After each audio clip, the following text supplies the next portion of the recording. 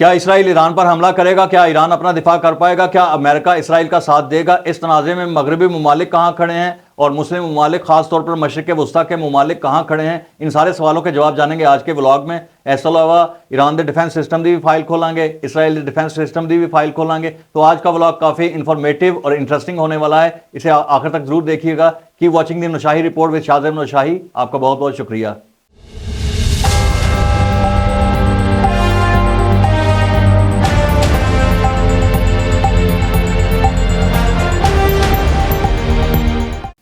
نمدہ و نصلی علی رسولہ الکریم، اما بعد فاعوذ باللہ من الشیطان الرجیم، بسم اللہ الرحمن الرحیم۔ السلام علیکم دوستو، میں ہوں شاہ زیب نوشاہی اور آپ دیکھ رہے ہیں دی نوشاہی رپورٹ۔ دوستو، ایران اسرائیل کے تنازع کی اور ایران امریکہ تنازع کی عمر اتنی ہی ہے جتنی کہ انقلاب اسلامی ایران کی، یعنی جیسے ہی امام خمینی نے انقلاب اسلامی کی بنیاد رکھی اور جمہوری حکومت کی ابتدا ہوئی ایران میں، تب سے ہی ایران کے اسرائیل کے تعلقات خراب ہیں اور ایران اور امریکہ کے بھی تعلقات اسی طرح سے کشیدہ ہیں۔ اس کے بعد پھر 1980 میں جو ایرانی اسٹوڈنٹس نے امریکن امبیسی میں گھس کے وہاں سے جاسوسی کے دستاویزات اکٹھے کیے، تب سے ایران اور امریکہ کے سفارتی تعلقات بالکل ختم ہیں۔ ان تنازعات میں حالیہ دنوں میں کافی تیزی دیکھنے میں آ رہی ہے۔ 2020 میں جب امریکہ نے بغداد ایئرپورٹ کے قریب ڈرون حملہ کیا جس میں ایرانی جنرل قاسم سلیمانی جاں بحق ہوئے، اور پچھلے سال سے حزب اللہ اور اسرائیل کے درمیان جو تنازعات چل رہے ہیں، پہلے حزب اللہ نے حملہ کیا اسرائیل پہ، اس کے بعد تب سے لے کے اب تک اسرائیل مسلسل جو ہے فلسطین پر حملے کر رہا ہے۔ اس میں تیزی اب حالیہ دنوں میں آئی ہے۔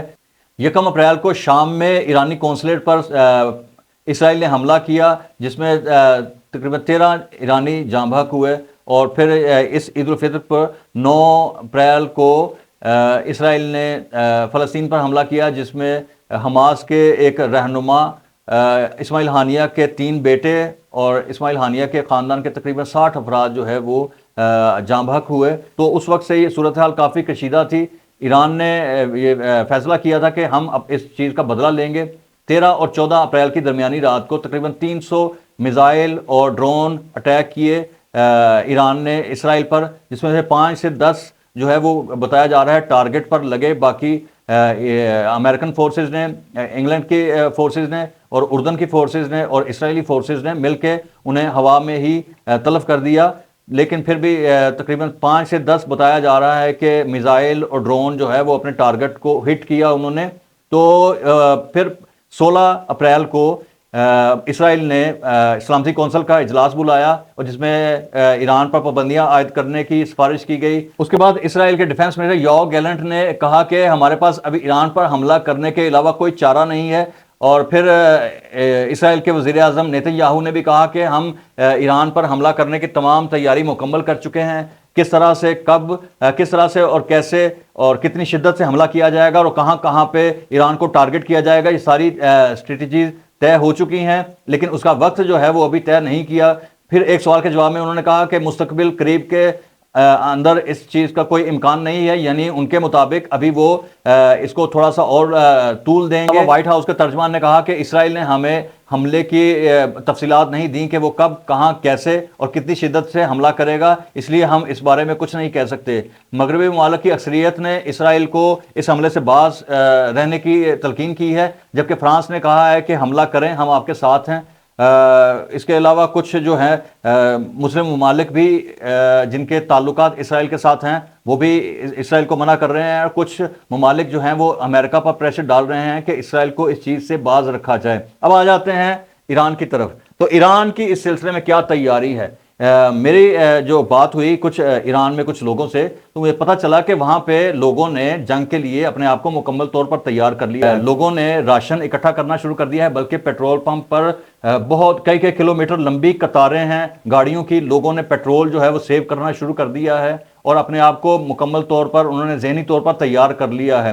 راشن انہوں نے ڈال لیا ہے اور کافی ان کا جذبہ ہے، کیونکہ جو ایران عراق جنگ بھی ہوئی تھی تو وہ جنگ فوج سے زیادہ ان رضاکاروں نے لڑی تھی جن کا بسیجی کہا جاتا ہے، اور لاکھوں، 5 لاکھ سے زیادہ بسیجی اس جنگ میں شہید ہوئے، اور ان کا جذبہ شہادت اس قدر زیادہ تھا کہ دشمن اس کے سامنے نہیں ٹھہر سکا۔ اس کے بارے میں ہم ایک ولاگ علیحدہ سے ہم نے ایک تیار کیا ہے، وہ انشاءاللہ 1-2 دن میں وہ بھی ہم اپلوڈ کریں گے۔ تو ایران کے اس معاملے میں کافی زیادہ جو ہے وہ تاریخ ہے۔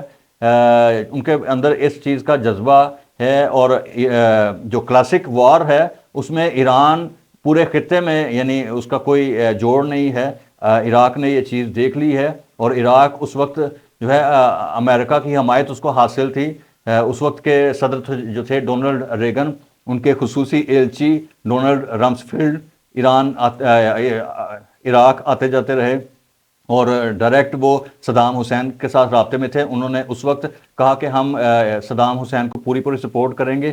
پھر ڈونلڈ رمسفیلڈ اور صدام حسین کی ملاقات کے بعد صدام حسین نے ایرانیوں کے خلاف کیمیکل ویپنز استعمال کیے، جن کے متاثرین آج بھی ایران میں موجود ہیں، اور وہ بہت ہی ایک تکلیف دہ زندگی گزار رہے ہیں ان کیمیکل ویپنز کی وجہ سے۔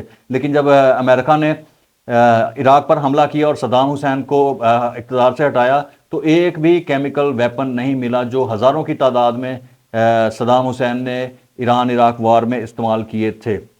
تو یہ ایک تاریخ ہے ایران اور عراق کی جنگ کی۔ اس کے علاوہ ایران کا جو میزائل سسٹم ہے، اس کے آرسنال میں 6,000 کلومیٹر تک مار کرنے والے میزائل بھی ہیں۔ فتح میزائل جو ان کا جدید ترین ہے، آواز کی رفتار سے 15 گنا تیزی سے وہ دشمن کو ٹارگٹ کرتا ہے، لیکن اس کی رینج 1400 کلومیٹر ہے۔ اس کے علاوہ آبدوز کا نظام ان کا بہترین ہے، کسی بھی ملک کی بحری فوج کو وہ نیست و نابود کرنے کا پوری صلاحیت رکھتے ہیں۔ اس کے علاوہ جو یہ تو ساری سی ٹیکنالوجی کی وار، ٹیکنالوجی وار میں شاید اسرائیل اور امریکہ ایران سے بہتر ہوں، لیکن کلاسک وار میں ایران جو ہے وہ اس کو ایج حاصل ہے امریکہ پر اور اسرائیل پر۔ اس کے علاوہ اسرائیل کے لیے جو اس وقت گمبھیر صورتحال ہے وہ ارد گرد کے مسلم ممالک ہیں، آلدو کہ ان میں سے کچھ ممالک ایران کے مخالف ہیں اور امریکہ اور اسرائیل کے ساتھ ان کی ہمدردیاں ہیں، لیکن پھر بھی یہ پورا خطہ میجورٹی مسلمانوں کی ہے۔ تو یہ ایک مشکل ہے اسرائیل کے لیے اس حملے میں۔ تو دوسری جو اہم بات ہے کہ اس میں اگر ایران پر حملہ کیا جاتا ہے تو ایران نے پہلے سے ہی کہا ہے کہ ہم اس کے لیے مکمل طور پر تیار ہیں اور اس کا بھرپور جواب دیں گے۔ اور اس کے بعد ایران کے جو حساس ٹارگٹس ہیں جس کو اسرائیل نشانہ بنا سکتا ہے، اس میں ان کے ایٹمی ری ایکٹرز ہیں اور کچھ فوجی اڈے ہیں اور ان کی چھاونیاں ہیں۔ اس کے علاوہ جو سپریم لیڈر کے آفس ہے آیت اللہ خامنئی کا، اس کو بھی ایران نے ان تمام نکات کو سیکیور کر لیا ہے، اور اسرائیل نے بھی کہا ہے کہ ہم جو ہے آبادی پر حملہ نہیں کریں گے، ہم اگر نشانہ بنائیں گے تو ان کے فوجی اڈوں کو یا ایٹمی ری ایکٹرز کو نشانہ بنائیں گے، اور اتنا زیادہ وہ جان لیوا حملہ نہیں ہوگا، یہ اسرائیل نے پہلے سے انفارم کر دیا ہے۔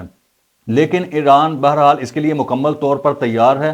آنے والے دن بہت زیادہ کروشل ہیں، کیونکہ یہ جنگ اگر ہو جاتی ہے اور ایران اور اسرائیل براہ راست ایک جو روایتی جنگ میں کود پڑتے ہیں، تو اس خطے کے امن کے لیے بہت زیادہ نقصان ہوگا۔ ایک دوسری بات یہ ہے کہ بہت سے ممالک ضرور اس میں خاص طور پہ مسلم ممالک ہیں ایران کا ساتھ دیں گے۔ اس کے بعد چین اور روس کا کردار اس میں بہت اہم ہوگا، وہ دیکھنا ہے کہ وہ کہاں کھڑا ہے۔ ڈیفینیٹلی وہ اسرائیل اور امریکہ کے ساتھ کھڑا نہیں ہوگا، لیکن کیا اگر جنگ ہو جاتی ہے تو وہ کھل کر ایران کا ساتھ دیں گے یا نہیں، یہ ایک اہم سوال ہے۔ بہرحال اس میں دیکھتے ہیں کہ آنے والے دنوں میں صورتحال کیا رخ اختیار کرتی ہے، لیکن جو بھی ہوگا بہرحال وہ کوئی اتنا اچھا نہیں ہوگا، کیونکہ اسرائیل ڈٹرمنڈ ہے حملہ کرنے پہ اور بدلہ لینے پہ، اور ایران بھی مکمل طور پر تیار ہے۔ اور ایران نے یہ واضح کر دیا ہے کہ اگر اسرائیل نے کوئی ایسی مس ایڈوینچر کرنے کی کوشش کی تو اس کو بھرپور جواب دیا جائے گا اور اس سے پھر بدلہ لیا جائے گا۔